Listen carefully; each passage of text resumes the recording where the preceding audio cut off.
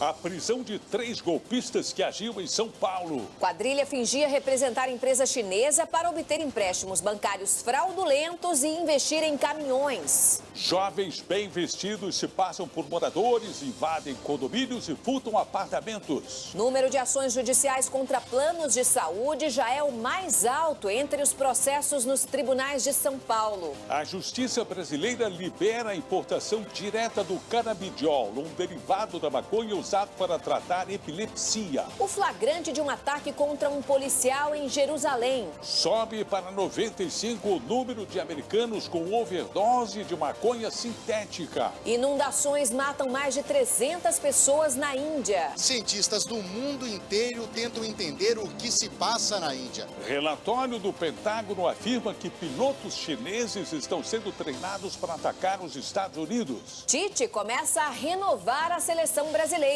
A primeira convocação depois da Copa do Mundo tem 11 jogadores que não estiveram na Rússia.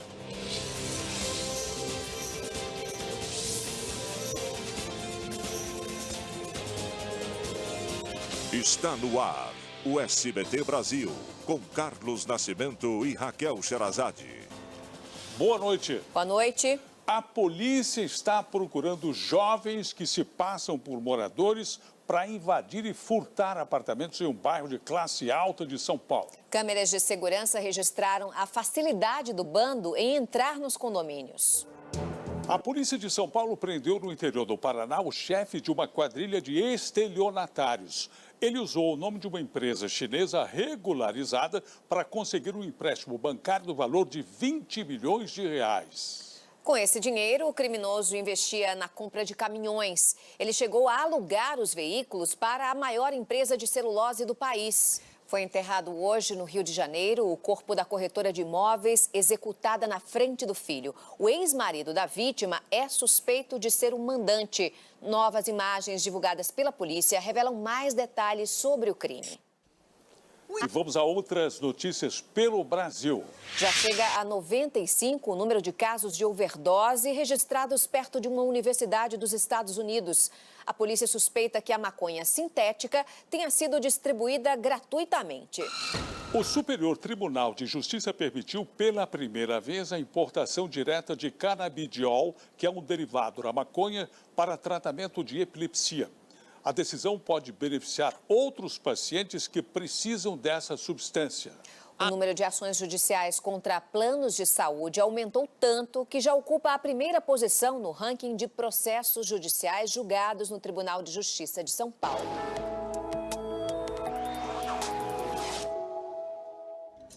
A imagem de satélite mostra nuvens carregadas no centro do Brasil por causa de um corredor de umidade. Uma área de alta pressão atmosférica e outra de instabilidade deixam o tempo nublado e com chance de temporais entre o litoral norte de São Paulo e o Rio de Janeiro. O sábado começa com mínima de 13 graus em Porto Alegre, 20 em Vitória e 23 graus em Aracaju. Os termômetros devem chegar aos 21 graus em Florianópolis. Dia nublado e com chuva no Rio, onde a máxima não passa dos 25. Em Goiânia, sol entre poucas nuvens e calor de 31 graus. O sol volta à capital paulista. A temperatura começa a subir aos poucos e faz 21 graus. No domingo, chega aos 25. O tempo continua firme no início da semana e a máxima pode chegar aos 29 graus. Mais de 18 mil imóveis em 17 estados estão no leilão da Caixa esta semana. Os descontos chegam a 80%, mas é preciso tomar alguns cuidados na hora da compra. O sonho de... Veja daqui a pouco. O governo federal libera 4 bilhões de reais para aliviar a dívida das santas casas do país. A gente volta já já. O federal liberou 4 bilhões de reais para tentar aliviar as dívidas das santas casas do país. Só que representantes dos hospitais avaliam que o dinheiro não será suficiente para estancar os gastos com o SUS. Somente este ano, 11 mil leitos foram fechados por falta de dinheiro.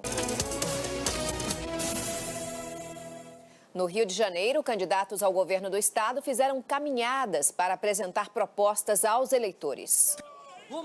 O candidato Antony Garotinho, do PRP, está em uma caminhada em Queimados, na Baixada Fluminense. A candidata Márcia Tiburi, do PT, cancelou uma caminhada para se reunir com a equipe. André Monteiro, do PRTB, não teve agenda pública. Marcelo Trindade, do Partido Novo, conversou com eleitores na Tijuca, zona norte do Rio. Deise Oliveira, do PSTU, participou de um lançamento de campanha. Nós não conseguimos contato com a assessoria do candidato Luiz Eugênio, do PCO. Os candidatos ao governo de São Paulo também foram às ruas no interior do estado e no ABC Paulista. O candidato Major Costa e Silva, da Democracia Cristã, deu entrevista a uma emissora de rádio em São Paulo.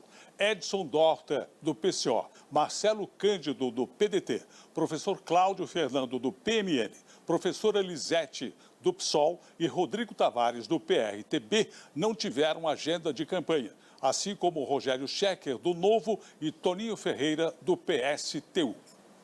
O Comitê de Direitos Humanos da ONU recomendou hoje que o Brasil garanta os direitos políticos do ex-presidente Lula e pediu que o Estado brasileiro tome as medidas necessárias para permitir que o ex-presidente possa concorrer às eleições de outubro até que todos os recursos contra a sua condenação sejam julgados. A ONU pede também que, mesmo preso, Lula tenha acesso à imprensa e a integrantes do partido. O documento da ONU enviado ao governo brasileiro responde a um pedido feito pela defesa do ex-presidente no mês passado.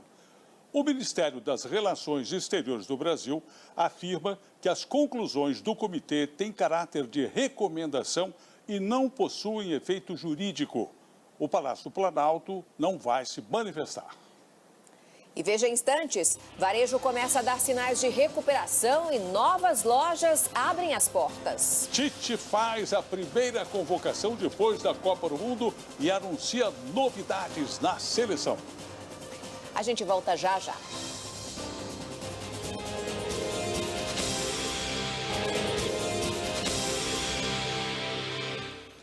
O varejo começa a mostrar sinais de recuperação, com mais lojas abertas do que fechadas pelo segundo semestre consecutivo. Só uma rede de supermercados abriu 120 lojas em São Paulo. Um relatório divulgado pelo Pentágono afirma que aviões militares da China estão preparados para viagens mais longas e que pilotos estariam sendo treinados para missões contra os Estados Unidos. No Chile, a polícia prendeu 2 suspeitos de falsa comunicação de bombas em aviões.